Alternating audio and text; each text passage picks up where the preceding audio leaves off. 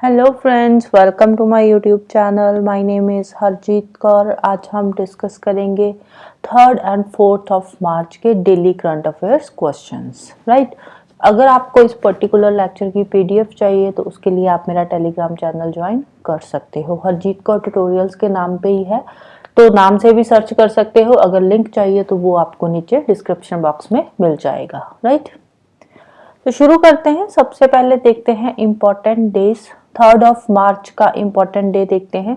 3rd of March को होता है world birth defect day. World birth defect day. Birth defect का मतलब क्या होता है कि जो बाय बर्थ बच्चों में डिफेक्ट्स होते हैं, जैसे किसी के पैरों में कोई प्रॉब्लम है या हाथों में कोई प्रॉब्लम है या कोई और डिफॉर्मिटीज आ जाती है, जैसे किसी के का कोई कान कटा हुआ है या लिप में कोई डिफॉर्मिटी है, लिप कटा हुआ है, तो ये होते हैं बर्थ डिफेक्ट्स। तो 3rd ऑफ मार्च को वर्ल्ड बर्थ डिफेक्ट डे मनाया जाता है। क्यों मनाया जाता है?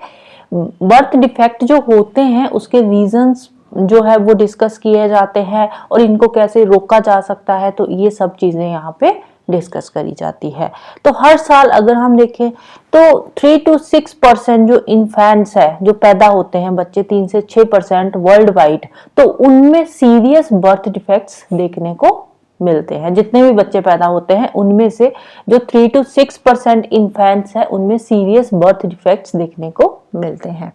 अगर इंडिया की बात करें तो इंडिया में भी एनुअली 1.7 मिलियन चिल्ड्रन ऐसे पैदा होते हैं जिनमें बर्थ डिफेक्ट्स जो है पाए जाते हैं।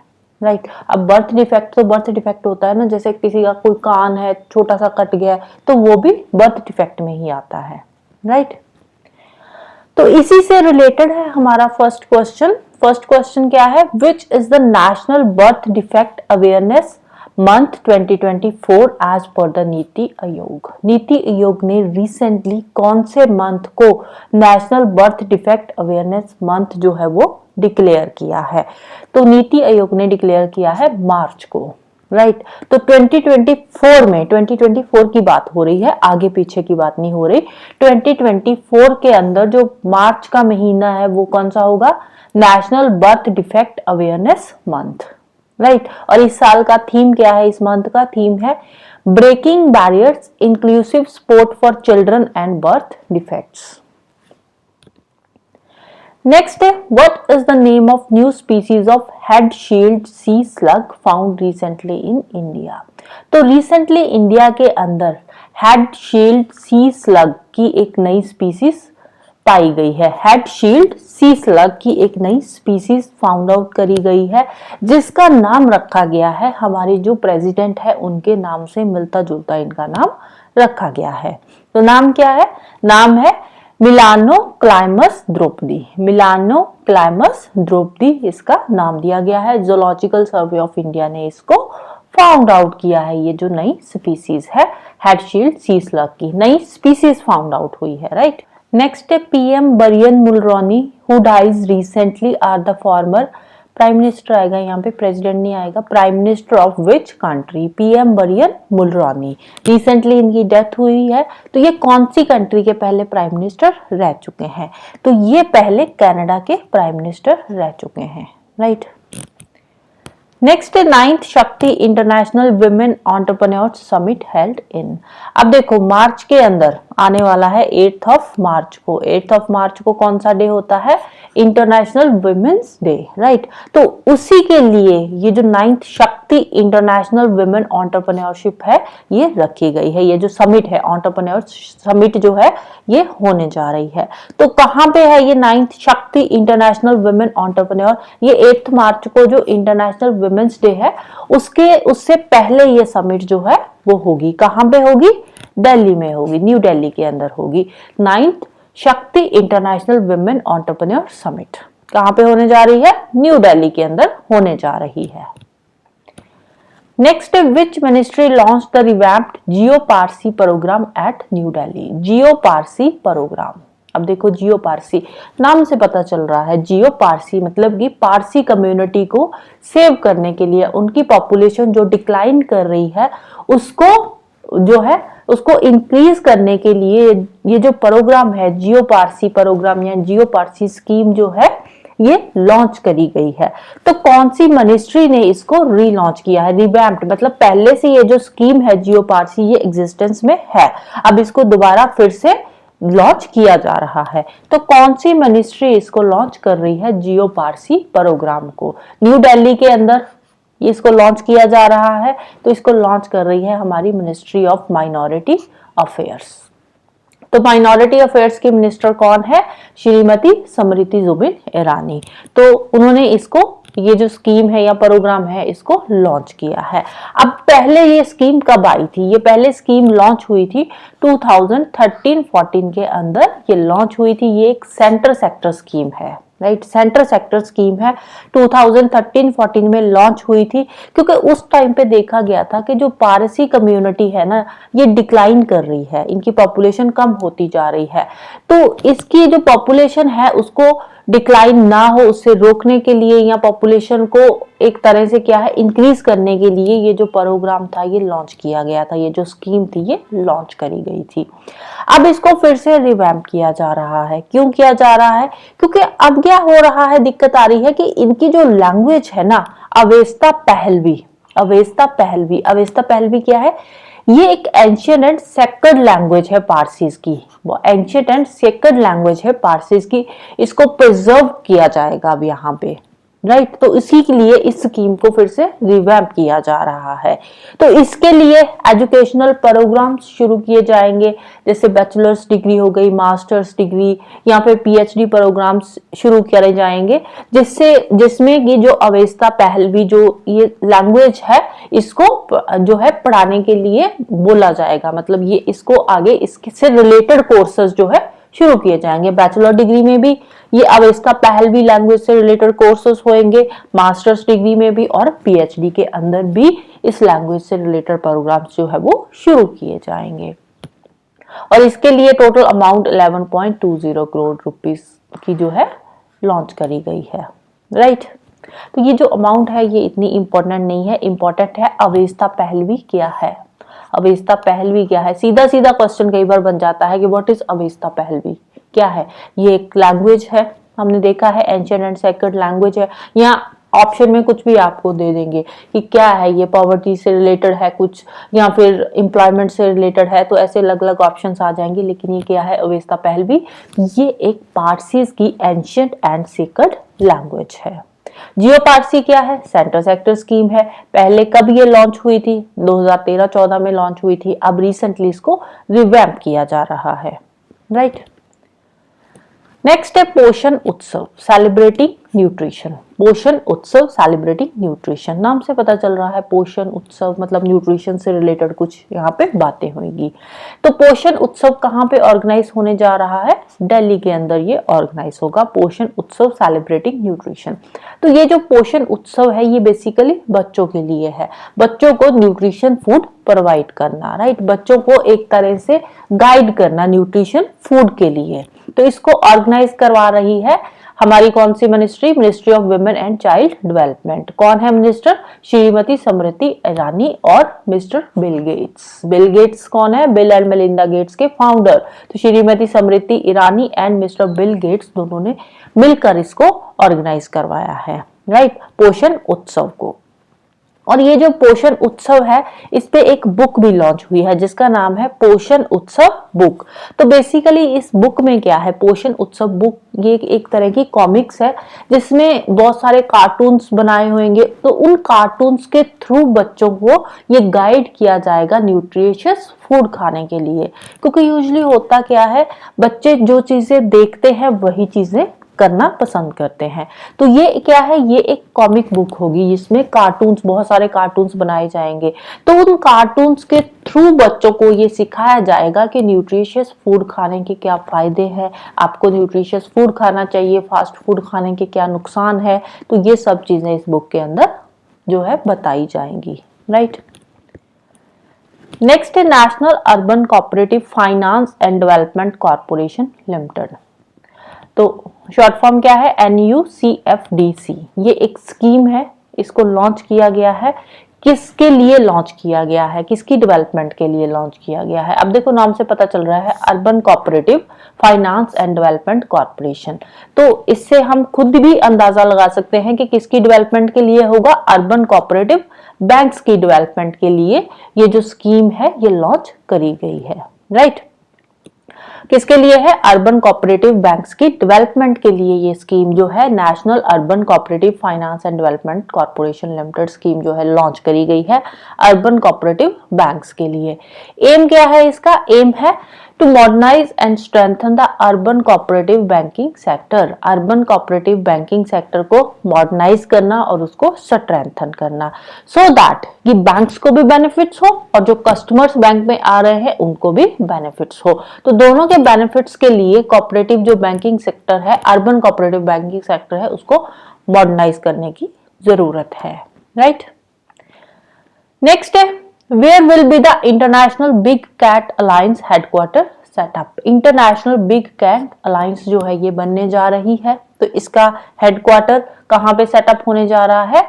इंडिया के अंदर सेटअप होने जा रहा है। ये एक इंटरनेशनल बिग कैट अलायंस है, जैसे इंटरनेशनल सोलर अलायंस है, तो उसमें जो कंट्रीज है जहाँ पे सनशाइन सबसे ज्यादा होती है, तो वो सारी कंट्रीज उनकी मेंबर है, जैसे कि ट्रॉपिक ऑफ कैप्रिकॉर्न और ट्रॉपिक ऑफ कैंसर के बीच की मोस्टली जो कंट्रीज है, मोर देन 120 कंट्रीज है आईएसए की जो मेंबर है। तो वैसे ही ये एक और अलायंस बनने जा रहा है, इंटरनेशनल बिग कैट अलायंस। तो इसमें जो बिग कैट्स की पॉपुलेशन है उसको पोचिंग से बचाने के लिए, बेसिकली एशिया में पोचिंग बहुत ज्यादा होती है बिग कैट्स की, तो उनको सेव करने के लिए ये जो इंटरनेशनल बिग कैट अलायंस है ये सेटअप होने जा रही है, जिसका हेडक्वार्टर होगा इंडिया के अंदर। तो बेसिकली इंडिया ही इसको सेटअप करने जा रहा है। तो इसके लिए जो वन टाइम बजटरी सपोर्ट है वो कितना प्रोवाइड किया जा रहा है? 150 करोड़ का 5 सालों के लिए, 2023-24 से लेकर 2027-28 तक का, राइट। तो इसमें हमारा जो टारगेट है वो क्या है? 96 कंट्रीज का, कि 96 कंट्रीज इसकी सिग्नेटरीज होगी, लेकिन आउट ऑफ दिस 96 कंट्रीज अभी तक 6 कंट्रीज ने इसको साइन किया है इंटरनेशनल बिग कैट अलायंस को। तो टोटल 7 बिग कैट्स है जिसकी यहाँ पे बात हो रही है। कौन कौन सी है? Tiger, lion, leopard, snow leopard, puma, jaguar and चीता।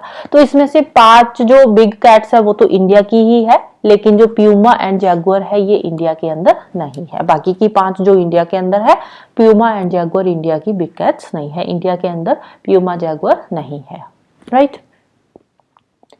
नेक्स्ट है who has been appointed as the new Director General of NSG, National Security Guard। National security guard के नए डायरेक्टर जनरल अपॉइंट किए गए हैं। तो कौन है नेशनल सिक्योरिटी गार्ड के new director general? IPS officer है, नाम क्या है? दलजीत सिंह चौधरी। कौन है ये? आईपीएस ऑफिसर है, राइट। सॉरी, नेक्स्ट चलते हैं। हमारा नेक्स्ट क्वेश्चन है who has been appointed as the head of parliament security. Parliament security के जो हेड है, पार्लियामेंट की सिक्योरिटी को देखते हुए वो भी अभी रिसेंटली चेंज किए गए हैं। तो जो नए हेड बने हैं वो कौन है? उनका नाम है अनुराग अग्रवाल। तो ये भी आईपीएस ऑफिसर है, अनुराग अग्रवाल भी आईपीएस ऑफिसर है। तो ये बने हैं हमारे पार्लियामेंट सिक्योरिटी के हेड। और नेशनल सिक्योरिटी गार्ड कौन बने हैं? दलजीत सिंह चौधरी, राइट। तो दोनों नाम याद रखने हैं, इंपॉर्टेंट है। फिर नेक्स्ट है समुद्र लक्ष्मणा। समुद्र लक्ष्मणा क्या है? ये एक मैरीटाइम एक्सरसाइज है, समुद्र लक्ष्मणा, राइट। ये क्या है? एक मैरीटाइम एक्सरसाइज है। कौन सी एक्सरसाइज है ये? बायलैटरल एक्सरसाइज है, बायलैटरल एक्सरसाइज है। अब बायलैटरल एक्सरसाइज कौन सी होती है? जो 2 कंट्रीज के बीच में होती है। बायलैटरल 2 कंट्रीज, ट्राइलेटरल है तो 3 कंट्रीज के बीच में है, मल्टीलेटरल है तो मोर देन 3 कंट्रीज उसमें इन्वॉल्व है। तो समुद्र लक्ष्मणा क्या है? ये एक बायलैटरल एक्सरसाइज है, मैरीटाइम एक्सरसाइज है। तो नाम से पता चल रहा है समुद्र लक्ष्मणा तो मैरीटाइम होगी ही, मैरीटाइम होगी। तो ये कौन सी 2 कंट्रीज के बीच की एक्सरसाइज है? इसमें एक तो आ जाता है हमारा इंडिया, तो दूसरी कौन सी कंट्री है? तो दूसरी है मलेशिया। इंडिया एंड मलेशिया की ये बायलैटरल एक्सरसाइज है समुद्र लक्ष्मणा, राइट। तो ये कब से कब तक हुई थी ये एक्सरसाइज? 28 फरवरी से लेकर 2 मार्च तक ये एक्सरसाइज हुई थी। कहाँ पे हुई थी? विशाखापट्टनम के अंदर हुई थी। कहाँ पे हुई थी? ये इंपॉर्टेंट है, प्लेस इंपॉर्टेंट है। डेट्स इतनी इंपॉर्टेंट नहीं है, लेकिन प्लेस जो है इंपॉर्टेंट है। बायलेटरल एक्सरसाइज है, कौन सी दो कंट्रीज के बीच में हुई थी ये पता होना चाहिए। तो 3 पॉइंट्स है। एक तो कौन सी एक्सरसाइज है? बायलेटरल एक्सरसाइज है। दूसरी कौन सी दो कंट्रीज के बीच में हुई थी? इंडिया एंड मलेशिया के बीच में। थर्ड आ जाएगा कहां पे हुई थी? तो विशाखापट्टनम में हुई थी। नेक्स्ट है, who is the winner of 4th Khelo India university games? 4th Khelo India university games 2023 recently हुई थी। कब से कब तक थी ये? 19 फेब से लेकर 29 फेब के बीच में ये हुई थी। कहाँ पे हुई थी ये गुवाहाटी के अंदर हुई थी। गुवाहाटी के अंदर हुई थी। तो इसका मैस्कट क्या था? अष्टलक्ष्मणी, कुछ ऐसा इसका मैस्कट था, राइट। तो ये 4th खेलो इंडिया यूनिवर्सिटी गेम्स है। यूनिवर्सिटी से पता चल रहा है कि इसमें अलग अलग यूनिवर्सिटीज ने पार्टिसिपेट किया होगा, राइट। तो इसमें विनर कौन सी यूनिवर्सिटी रही है? तो विनर थी Chandigarh university. Second position lovely professional university की थी और थर्ड गुरु नानक देव यूनिवर्सिटी की थी, राइट। तो एक बार मेडल टैली देख लेते हैं। चंडीगढ़ यूनिवर्सिटी ने टोटल 71 मेडल्स जीते हैं, जिसमें से 32 गोल्ड थे, 18 silver and 21 bronze. Lovely professional university 42 medals जीते हैं, जिसमें से 20 गोल्ड थे, 14 silver and 8 bronze. Guru Nanak Dev university 51 medals जीते हैं, जिसमें से 12 गोल्ड थे, 20 सिल्वर एंड 19 जो थे ब्रॉन्ज थे। अब देखो ये जो फर्स्ट सेकंड थर्ड पोजीशन है ये गोल्ड मेडल के अकॉर्डिंग है, राइट। तो टोटल नंबर ऑफ मेडल्स का ज्यादा इसमें नहीं आता है। तो गोल्ड मेडल सबसे ज्यादा जो जीतता है वो फर्स्ट पोजीशन पे होता है। तो उसके अकॉर्डिंग जो पोजीशंस होती है गोल्ड मेडल के नंबर के अकॉर्डिंग। ऐसे नहीं है कि किसी ने ब्रॉन्ज मेडल ही सारे जीत लिए तो वो फर्स्ट पोजीशन ले जाएगा, नहीं। फर्स्ट पोजीशन उसकी होगी जिसके गोल्ड मेडल सबसे ज्यादा है। नेक्स्ट बात करते हैं सर्वे की। रिसेंटली एक सर्वे हुआ है, किसका हुआ है? लेपर्ड्स का, राइट। लेपर्ड सर्वे हुआ है। तो लेपर्ड सर्वे हर 4 साल बाद होता है इंडिया के अंदर। कब होता है? 4 इयर्स के बाद। तो अब ये जो सर्वे हुआ था ये 2022 के अंदर हुआ था और 2022 की रिपोर्ट जो आई है वो अब पब्लिश हुई है। सर्वे 2022 का है, जो भी डाटा यहाँ पे होगा 2022 का होगा, लेकिन उसकी रिपोर्ट कब पब्लिश हुई है? अब पब्लिश हुई है, इसीलिए अब हम इसको डिस्कस कर रहे हैं। लास्ट सर्वे कब हुआ था? लास्ट हुआ था 2018 के अंदर। तो 18 के बाद कब हुआ है? 2022 में। तो इन 4 सालों में जो लेपर्ड की पॉपुलेशन है वो कितनी इंक्रीज हुई है? 8% इंक्रीज हुई है। तो कितना नंबर था 2018 के अंदर? टोटल नंबर ऑफ लेपर्ड्स है इंडिया के अंदर 12,852, जो कि इंक्रीज होकर अब कितने हो गए हैं? 13,874। तो टोटल 8% का इंक्रीज हुआ है नंबर ऑफ लेपर्ड्स के अंदर इन 4 सालों में। तो अगर हम बात करें शिवालिक हिल्स और गैंजेटिक प्लेन्स की, इंडिया के भी तो अलग अलग पार्ट्स में होता है ना, कहीं पे इंक्रीज होती है पॉपुलेशन, कहीं पे डिक्रीज होती है। तो शिवालिक हिल्स और गैंजेटिक प्लेन्स के अंदर 3.4% का डिक्लाइन देखने को मिला है पर एनम, जबकि सबसे ज्यादा ग्रोथ कहां पे हुई है लेपर्ड्स की? सेंट्रल इंडिया के अंदर। ईस्टर्न घाट्स में 1.5% इंक्रीज हुए हैं जो नंबर ऑफ लेपर्ड्स है, और सेंट्रल इंडिया के अंदर भी, सेंट्रल इंडिया और ईस्टर्न घाट्स दोनों में, राइट, सेंट्रल इंडिया और ईस्टर्न घाट्स दोनों में जो नंबर ऑफ लेपर्ड्स है वो कितने इंक्रीज हुए हैं? 1.5% इंक्रीज हुए हैं, राइट। सबसे ज्यादा लेपर्ड्स कौन सी स्टेट में है? तो मध्य प्रदेश के अंदर सबसे ज्यादा लेपर्ड्स है। कितने हैं? 3,907। उसके बाद सेकंड नंबर महाराष्ट्र का है, थर्ड कर्नाटका का एंड फोर्थ तमिलनाडु का।